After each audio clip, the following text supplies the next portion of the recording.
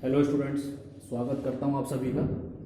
आज हम एक बहुत इंपॉर्टेंट टॉपिक को पढ़ने जा रहे हैं। हम समझेंगे कि भारत में मानसूनी वर्षा कैसे होती है, इसका भारत पर क्या क्या प्रभाव पड़ता है। देखिए, यदि हम भारत के मैप को देखेंगे तो इधर पूरब है, पश्चिम है, उत्तर और दक्षिण है। अगर हम पश्चिम भाग में देखेंगे तो यहाँ हमें अरब सागर दिखाई देगा। अरब सागर। देखिए, जब सूर्य कहीं सीधा चमकता है तो जो जमीन होती है वो जल्दी गर्म हो जाती है और जो पानी होता है वो देर से गर्म होता है। तो यही चीज हमें यहाँ स्टूडेंट्स थोड़ा सा समझनी है कि हमारी जो जमीन है वो जल्दी गर्म हो जाती है और हमारा जो पानी है वो देर से गर्म होता है। जब कोई चीज जल्दी गर्म होती है तो वहां पर लो प्रेशर बनता है, जब देर से गर्म होती है तो हाई प्रेशर बनता है।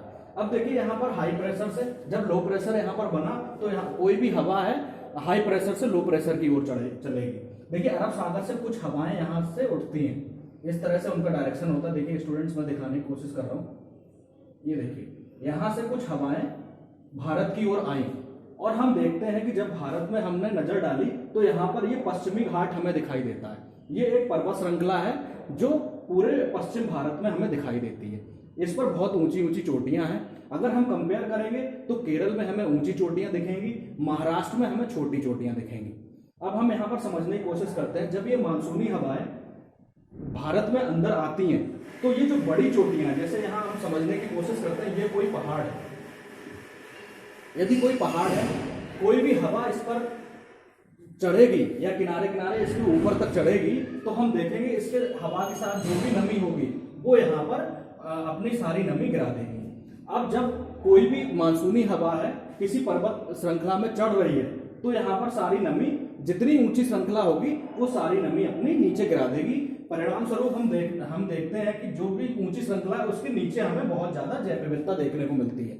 जैव विविधता देखने को क्यों मिलती है? क्योंकि आपने देखा होगा, ऊंचा पहाड़ होगा तो वायु ऊपर चढ़ के ज्यादा पानी नीचे गिराएगी। यदि कोई छोटा पहाड़ है, देखिए ये कोई छोटा पहाड़ है और यहाँ से वायु इसके किनारे किनारे चढ़ रही है तो वायु यहाँ से चढ़ के इसको पार भी कर जाती है, तो ये पूरी नमी अपने यहाँ पर नहीं गिरा पाती। वही चीज हमें यहाँ स्टूडेंट समझना है थोड़ा सा।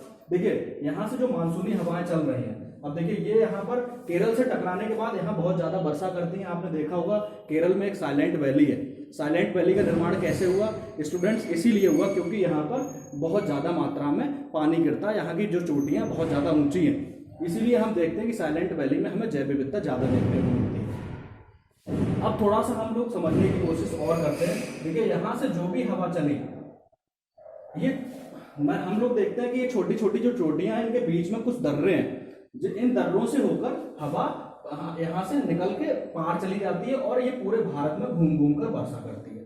अब देखिए स्टूडेंट्स, हमें ये बात समझनी पड़ेगी कि हमारे यहाँ 90% जो बारिश होती है वो दक्षिण और पश्चिमी मानसून से होती है। तो हमने एक बात को यहाँ जाना कि हमारे भारत में जो 90% बारिश होती है वो किस मानसून से होती है?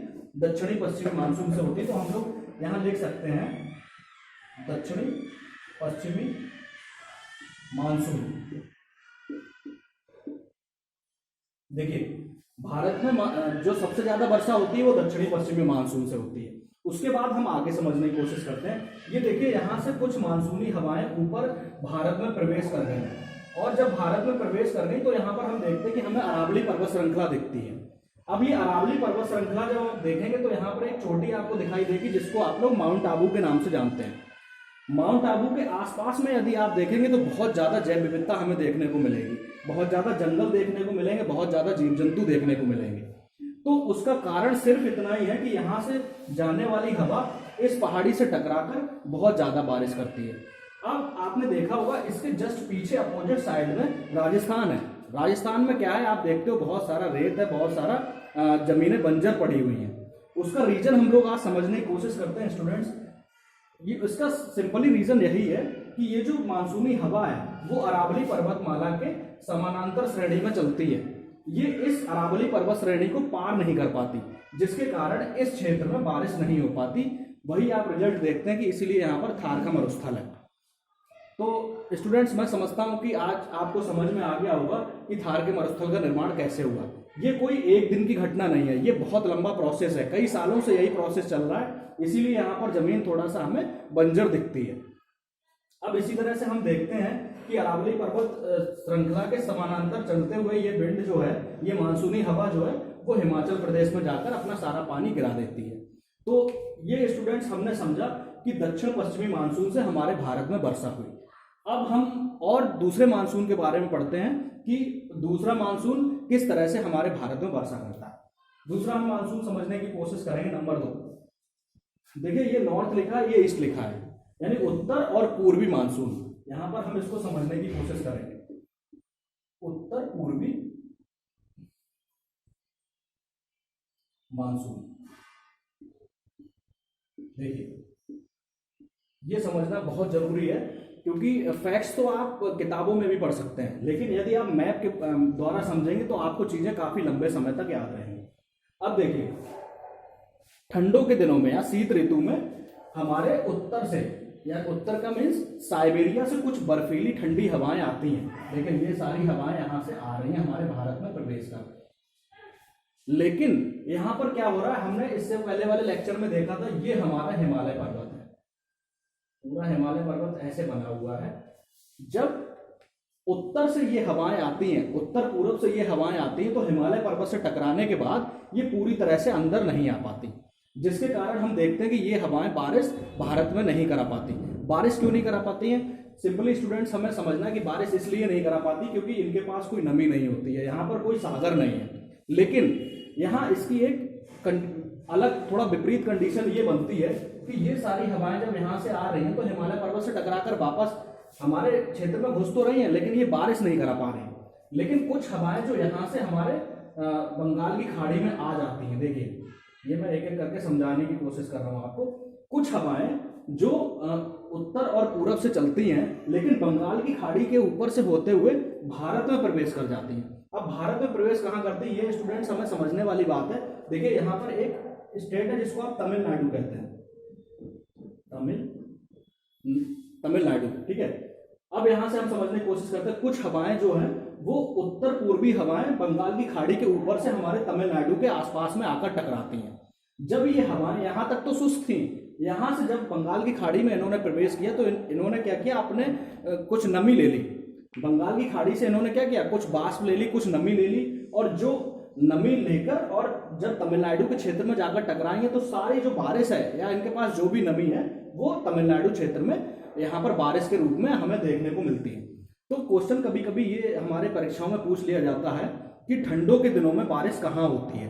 तो स्टूडेंट्स हमें पता है कि तमिलनाडु में उत्तर और पूर्वी मानसून से बारिश होती है। ये थोड़ा सा आपको कंडीशन ध्यान रखनी पड़ेगी। ये दूसरी कंडीशन हमने पूरी की। अब हम तीसरी कंडीशन के बारे में पढ़ते हैं। तीसरा कौन सा मानसून है जो हमारे भारत को इफेक्ट करता है या जो जिससे हमारे भारत में वर्षा होती है।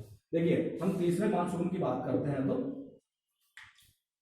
ये हमारा नॉर्थ लिखा है, तो हमने देखा कि यहाँ ये हमारा डब्ल्यू है, यानी ये पश्चिम है। तो हम यहाँ पर एक पश्चिमी विक्षोभ के बारे में पढ़ेंगे। पश्चिमी विक्षोभ का अर्थ होता है कि पश्चिम से आने वाली हवा। देखिए हमारा यदि आपने विश्व का मैप देखा होगा तो बीच में आपने देखा होगा एक भूमध्य सागर है। अब भूमध्य सागर से कुछ हवाएं उठती हैं। देखिए सबसे पहले हम भूमध्य सागर की जलवायु की विशेषता को अगर समझें तो भूमध्य सागरीय जलवायु में क्या होता है, ठंडों के दिनों में बारिश होती है।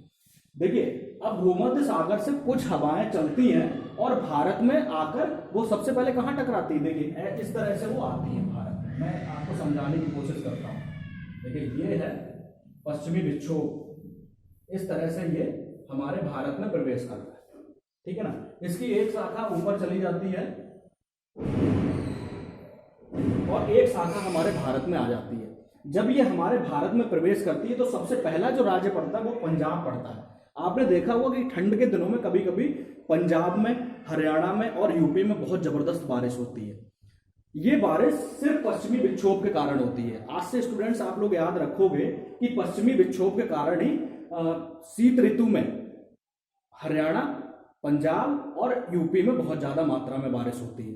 तो ये सब रीजन किसके माध्यम से होता है, ये पश्चिमी विक्षोभ के माध्यम से होता है। तो स्टूडेंट्स ये तीन जो रीजन मैंने आपको बताया, ये तीन रीजन है जिसके कारण हमारे भारत में वर्षा होती है। और इन तीनों को मैं समझता हूं आप लोग आसानी से समझ गए होंगे।